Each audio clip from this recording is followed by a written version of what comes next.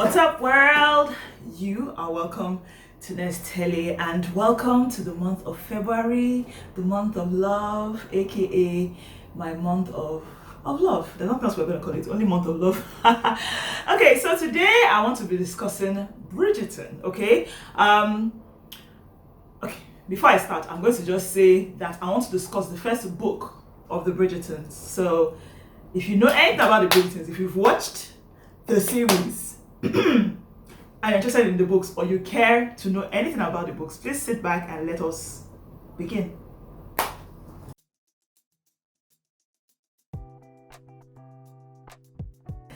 Okay, so welcome back.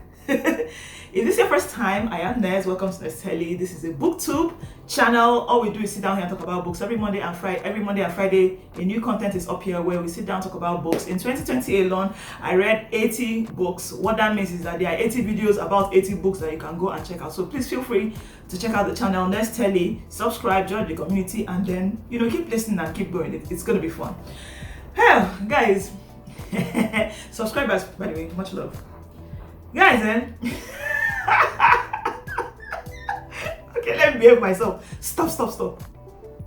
I read Becoming Supernatural sometime in January, right? I listened to the audio. It was so long, and I just remember feeling very exhausted when I was done. It was a 14-hour long. It took me about 5 days or so, or was it a week to finish? And the book, I just remember feeling very tired, and I was like, okay, let me find something else and do now. You guys know I like watching movies, right? So in December, like towards last week of December, my family people had been talking a lot about this show called Bridgerton that is very good, and everybody on TikTok had just gone wild for this show, and they're talking about it. I didn't care. I was like, I beg, I'm not about this life right now. I'm going to stay and face my books. So I said, okay, fine, let me find this Bridgerton, and it's on Netflix, by the way. Let me just watch like maybe 1 or 2 episodes of Bridgerton, then I can just go back and start another book, because I just felt like my brain needed to chill. I don't know if that ever happens to you. Please let me know, because I felt like my head was very full and I was exhausted. I felt exhausted from reading that book. It's not happened to me before, but it did that time. So anyway, I said let me go and watch at least 1 or 2 episodes of Bridgerton, then I can continue my life and find another book. Guys, I put this thing on. I did not get up from my chair until I finished that thing. I don't even think I fed my daughter that day. Oh my god. Okay, I exaggerate. Yes, I fed her and all that, but I'm just saying that the thing glued me. Like, it's so addictive. The thing is though, it was hard for me to watch in small pieces, but when I was done, I was wanting more. It's just 8 episodes, so it's like, what am I supposed to do with myself now? Like, what am I supposed to do? I need to find something. So of course I started doing a bit of research, and I realized that actually the Bridgerton series is actually after some books that were written by Quinn sometime between 1999 and I think 2003 or so. So there are 8 books, so we should expect at least 8. If everything works well, we should expect at least 8 seasons from Bridgerton of different romantic stories. Now, these are actually like very romantic novels. Is there such a thing as very romantic? Me, I don't know.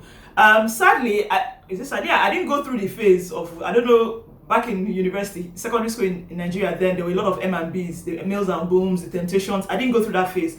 I think I only read one in my whole life, and that was like after I finished secondary school. Like I said, I don't have a good reading culture. I didn't used to like reading, so it's like if I knew anything about it, I'll just ask, what is this? So like there were a lot of Daniel Steele's and Barbara Catlans passing around back then in school, but I just never participated because I wasn't interested. I didn't really even think I could read.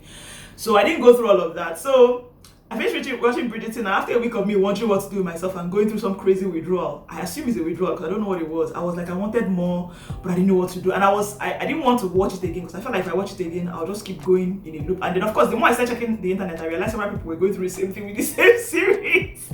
Oh Lord, it's funny. So like a lot of people say, I've watched it like 5 times and I still don't feel, so I knew that watching it again wasn't going to help me. So anyways, I did a bit of research, and I found these books. They were available. My sister said she bought them hers from some e-reader platform where you can buy the books, the e-version. She bought the books, the e-versions, and read the whole thing. She read the whole 8 in like a space of 8 days or so. Some people do read well. Thankfully, I'm surrounded by smart people because that girl went through it like that. Me, no.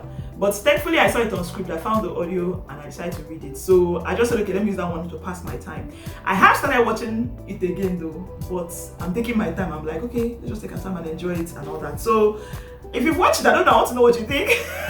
The show is crazy. I know there are a lot of people that don't really like it. Like my king watched it and was like, rubbish. Well, he watched it before me.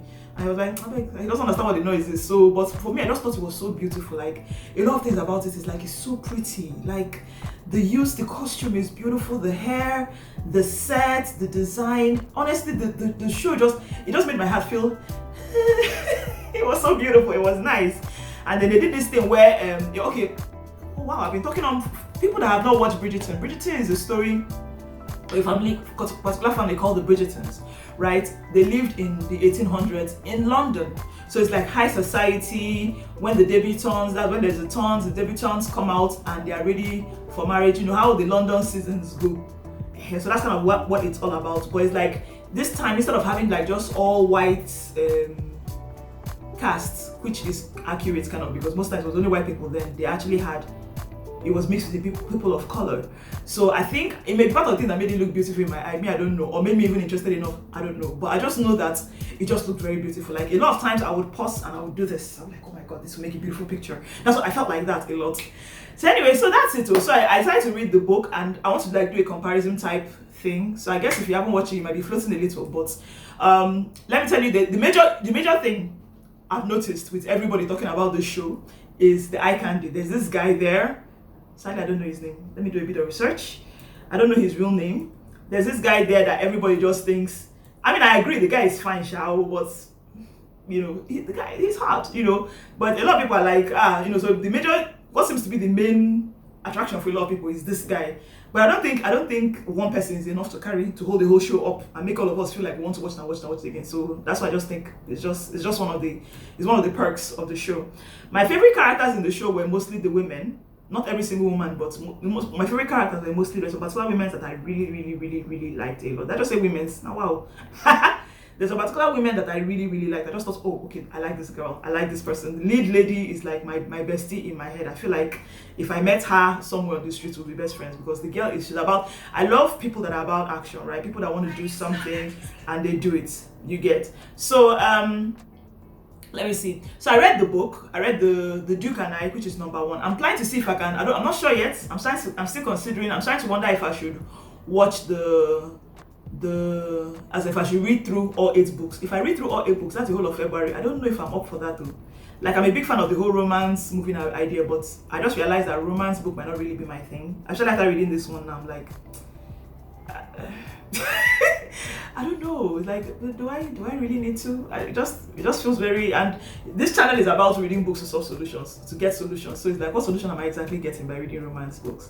Maybe it's something I might start appreciating later, but right now I just feel romance is not my thing. That's it. I'm a big fan of it, it's just not my thing. It's cool, it looks good.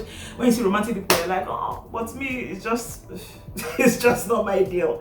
For now anyway. I mean, I believe that we're still growing and we're changing. So about the book, there were a lot of things that were different between the book and the series. So I'm going to try and talk about all this without spoiling it for people that have not watched the series that would like to watch. But here's what I would say: if you're going to watch the series, in Igbo they say Jido Bigaka, hold yourself together, because if you like it, some people don't like it. If you like it, you're likely going to be in the same position some of us are in after watching it, because they're like, oh my God, I want more. And we're going to have to wait till next year for Netflix to bring out the next seasons. And we're still in January. What are we going to do? Oh, sorry, we just entered February. What are we going to do? So just hold yourself there, stand. If you like it, then if you don't like it, then you know it's all well and good. So let's begin. I wanted to talk about the lead character, the lady, my favorite lady. The lady in the book, I prefer the lady in the. Okay, there were some things I liked about the lady in the book compared to the lady in the film. The girl called Daphne. So the story is basically about a family of 8, named in alphabetical order. There's A, Anthony, Benedict, Colin, Daphne, Eloise, blah blah blah. You know. So the Duke and I is about is Daphne's story.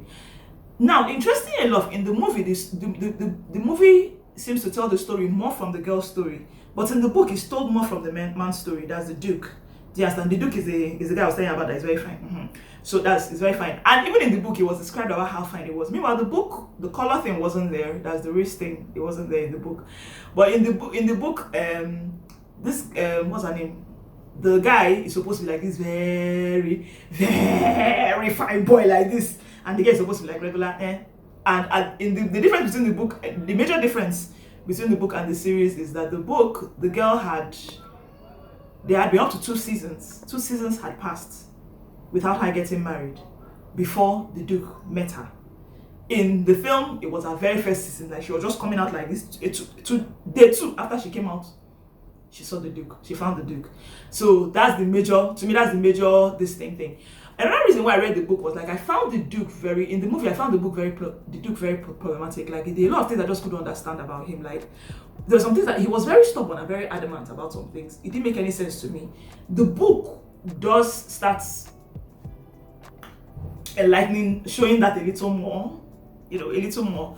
And there were a few things that happened in the book that made some of the things that he made make sense. Like, a lot of them, like, make it make sense, sir. Like, let me just put a bit of a small spoiler out there. He didn't want to have children. He didn't want to have a family. But then something happened where there was a possibility that he married Daphne. So it's like there's something happened that there was a possibility for him to have to go on and have children.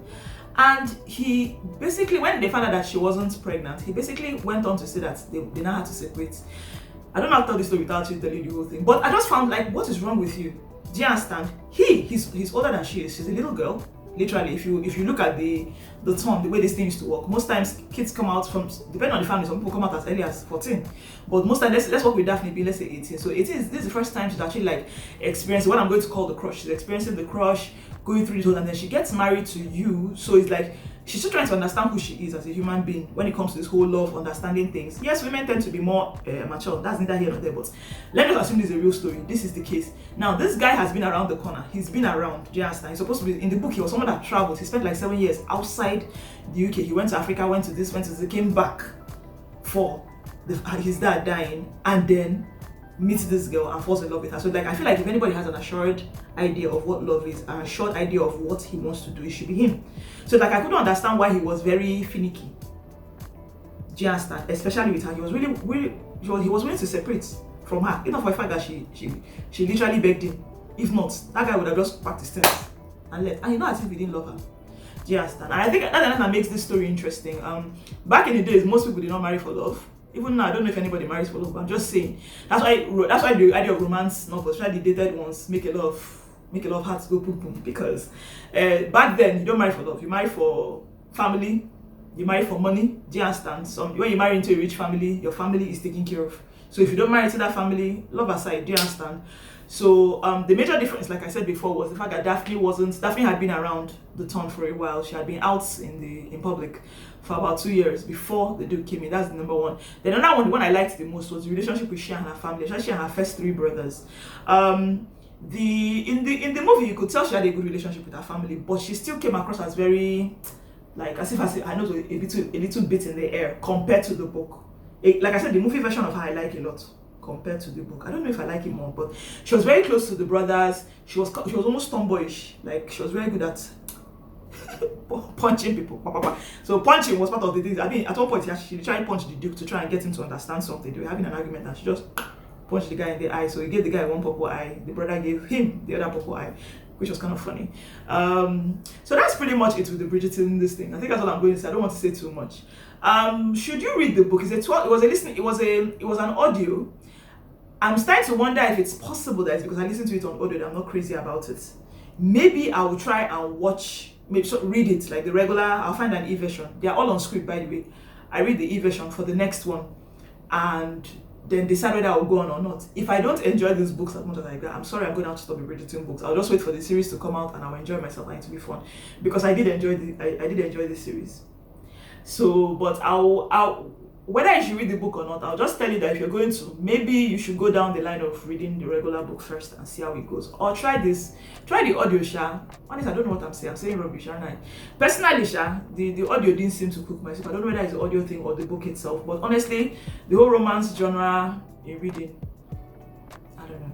Anyway, but that being said, I also have a secondary compilation of books I'm going to read in February. So if the Bridgerton idea is thrown out, I'll do the other one. So it will be good. So have you watched Bridgerton? What do you think? Have I been able to convince you to go on and read the book or not? Speaking of which, I've never in my life watched a movie and thought I should read the book to understand it better. I'm suddenly feeling very smart with myself. That's never happened to me before. A lot of people, when I say I like a movie, like, oh, you should read the book, it's much better. I think, okay, I'm not gonna read it, but yeah, that should make sense. Anyway, thank you so much for watching, guys. Welcome to February. Love yourself, okay? Learn to love yourself, learn to appreciate yourself, learn not to be too hard on yourself, okay? We are literally going through a plague right now, okay? Love yourself. Love your loved ones, but honey, love yourself, okay? Thanks for watching. Bye-bye.